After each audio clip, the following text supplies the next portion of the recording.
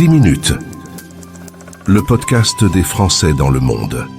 Françaisdanslemonde.fr. Si vous aimez quand il fait froid et que la nuit dure 6 mois, vous allez aimer, peut-être comme Virginie, Stockholm. Nous allons en Suède. Bonjour Virginie, bienvenue. Bonjour. C'est vrai que dans mon chapeau d'introduction, on sent que la Suède, c'est bien pour le boulot, pour plein de trucs, mais il y a des côtés un peu moins bien. On va en parler, ça te va ? Bien sûr. Alors, si on commence par le début, tu es originaire de Lyon. Tu vas faire des études dans le monde du design, de la mode. Et une expérience va t'amener en Allemagne. Pendant 1 an, tu vas découvrir l'Allemagne. C'est un bon souvenir pour toi, cette période ? C'est un super souvenir. J'ai découvert l'Allemagne et l'amour. Et l'amour ? C'est un très bon souvenir. Un certain Christopher. Aussi un certain Christopher. Et puis c'est la première fois que je pars à l'étranger. Donc tout est nouveau, c'est une vraie aventure. Alors en effet Christopher, c'est une belle rencontre là-bas, mais toi tu as envie d'autre chose et il va te faire un joli geste d'amour, il va te dire pars. Oui. Et en fait on m'offre un boulot en Australie qui est mon premier job après mes études. Et il me dit t'as 24 ans, tu peux pas passer à côté d'une opportunité comme ça. Déjà c'est l'Australie, c'est génial. Et en plus c'est ton premier job. Et il me dit il faut que tu partes. Je t'aime, mais il faut que tu partes. Il faut que tu fasses vivre cette aventure-là. Et j'ai un visa d'1 an. Donc on sait qu'à l'époque, c'était pas, il n'y avait pas les téléphones portables et tout ça. Donc on savait que c'était la fin de ma relation. Et il me laisse partir. C'est un peu triste, mais c'est un bel acte d'amour de sa part. Te voilà donc en Australie, au bout du monde, avec un Working Holiday Visa. Tu es à Wagga Wagga, 60 000 habitants, c'est-à-dire que t'es vraiment au bout du monde, quoi. Ah ouais, je suis vraiment dans le bush. Je vis le Australian Backpacking Experience, littéralement, quoi. Tu voyages, tu travailles, tu découvres la zone, tu te promènes un petit peu dans les alentours, si j'ai bien compris. Ouais, je vais en Polynésie française, je vais en Nouvelle-Zélande, je vais en Tasmanie, je vais voir l'Ayers Rock au milieu de la grande barrière de corail. Enfin, je me balade tout le temps en sac à dos. Et puis quand je rentre à Wagga Wagga, je travaille dans le design, je m'éclate. Alors, c'est une période un peu rigolote parce que tu ne parles pas anglais. Là-bas, on parle plutôt anglais quand même. On n'a pas de smartphone comme aujourd'hui avec Google Translate. Comment t'as fait du coup pour t'y faire rapidement à cette langue ? Les 3 premières semaines, j'ai juste dit oui et non avec la tête. C'est tout. On a commencé par ça. Et puis après, j'ai regardé la télé. Alors déjà, j'ai vécu avec des Australiens. Puis je vivais en colocation avec 3 Australiens. Donc déjà, ça m'aidait pas mal parce que quand même dans la vie de tous les jours, et au boulot. Et puis quand on regardait la télé, je prenais un petit papier, un petit crayon. Et puis je notais les mots que je connaissais pas parce qu'ils avaient mis les sous-titres pour moi en anglais. Puis le soir, je cherchais sur mon ordinateur. J'avais quand même un ordinateur. Sur qu'est-ce que ça voulait dire. Puis après, j'apprenais mes petits mots tous les soirs, ma petite liste de mots, tu vois. Et puis au fur et à mesure, au bout de quelques semaines et quelques mois, ça peut être un problème. Comme quoi la langue, quand on ne la maîtrise pas, au final, ça peut aller très très vite. Oui. Tu vas revenir en France parce que ce Working Holiday Visa d'1 an se termine. Tu reviens au bout du bout, le dernier jour de ce visa. Yeah, exactement le jour avant que le visa expire, littéralement. Alors là, ça va être un super moment. T'es au chômage. Le RMI à l'époque, je vous parle d'un temps que les moins de 20 ans ne peuvent pas connaître, Virginie, je suis désolé. 9 mois de dépression enfoui dans ton canapé, quoi. Alors, je suis pas en dépression, mais bon, je me retrouve sur le canapé de lit de ma mère. Je me retrouve de retour chez mes parents. J'ai pas de salaire. Je fais des petits boulots un peu à droite à gauche comme ça pour contribuer à ma part. Mais bon, voilà quoi, c'est dur. C'est un petit peu tendu quoi, mais je veux m'en sortir quand même. C'est le cas puisque tu vas trouver une offre d'emploi à Amsterdam. Cette fois, il faut repartir, mais ça ne te fait pas peur. Et là, ça va être une expérience que tu vas adorer. Ah, j'adore cette ville, c'était ma ville préférée en Europe. Je gagne bien ma vie, je travaille pour une grosse boîte, ça se passe bien, je sors, j'ai des beaux vêtements, je voyage aussi un petit peu dans le coin, tout ça. Enfin, je rencontre plein de gens, c'est hyper international. Ma vie, c'est Sex and the City, mais à Amsterdam, littéralement. Alors c'est vrai que c'est une ville très internationale, qui est jolie, où on peut faire plein de choses. Tu travailles dans le milieu de la mode que tu adores. Bon, à part une météo qui est pas toujours au beau fixe, la vie est douce. Super, j'adore. Là, tu vas repérer une annonce. H&M Suède recrute Encore une fois, je suis désolé, mais ça va nous rappeler une époque qui n'existe plus. Tu graves un CD avec ton CV. Imprime un CV, je grave un CD. Ouais. Avec mon book, ouais. Et là, tu pars. Et puis il y a une adresse. Ouais. Tu pars et ça fait 12 ans que tu es installé à Stockholm, la capitale. Tu travailles dans le monde du design pour les femmes, pour les enfants, les accessoires. Puis tu es recruteuse chez H&M. T'adores ce métier, t'es passionnée de mode et tu t'éclates.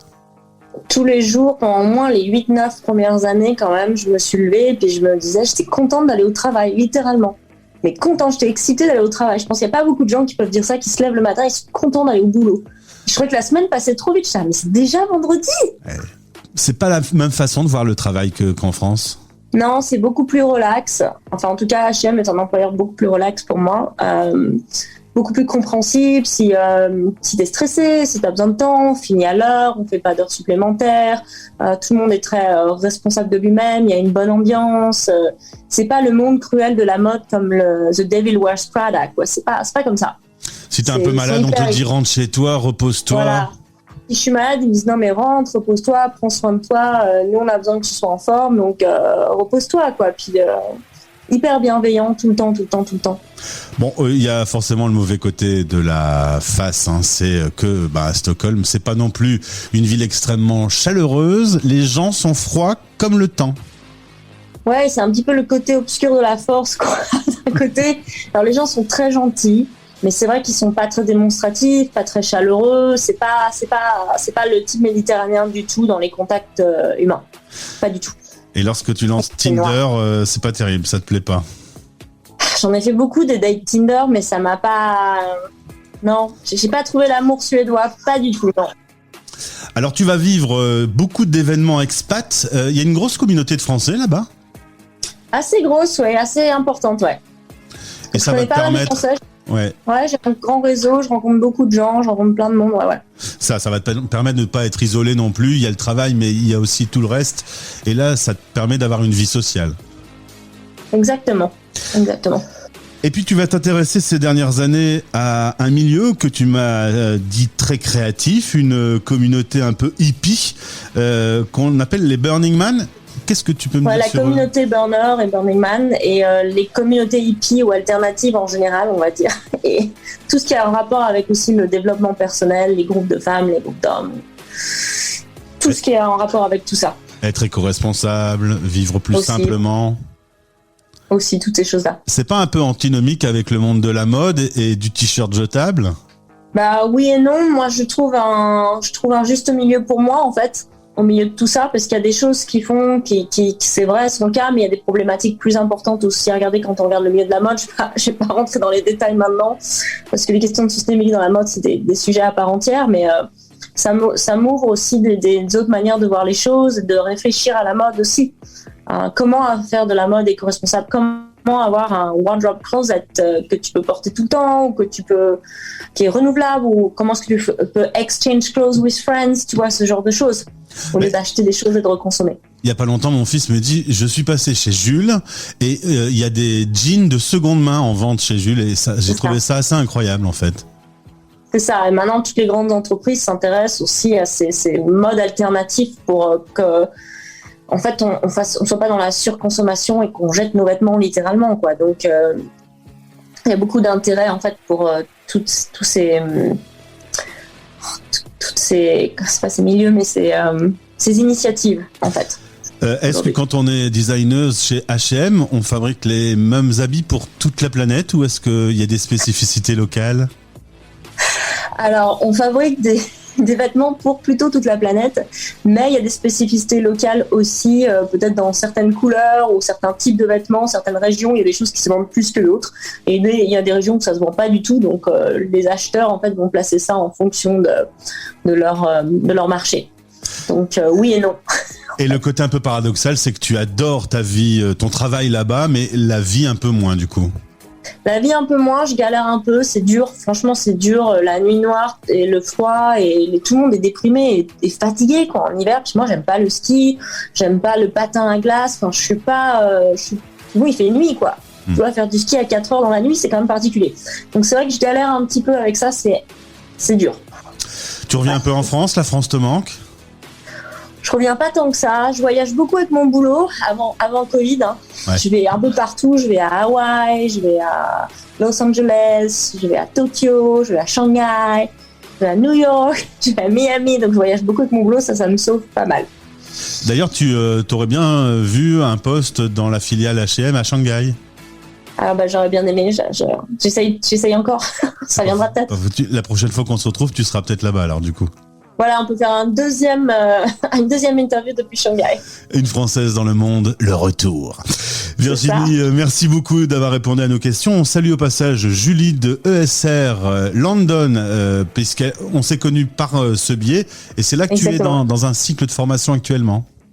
Alors en ce moment là, j'ai pris un congé d'études de presque une année parce qu'on a le droit en Suède et mon poste est conservé pendant ce temps-là, ce qui est quand même assez formidable. Et donc je refais des études d'image consulting, fashion styling, fashion coaching pendant un an. Ça a été un plaisir d'échanger avec toi, Virginie, et de faire ta connaissance. Au plaisir de te retrouver sur l'antenne de la radio des Français dans le monde. Merci beaucoup. Au revoir. Français dans le monde. La radio des Français dans le monde présente Dossier spécial, le conjoint accompagnateur, en partenariat avec Expat Communication et Femmes Expat. Des témoignages inspirants et des experts pour couvrir 360 degrés de ce sujet majeur de la mobilité internationale. Dossier complet sur françaisdanslemonde.fr.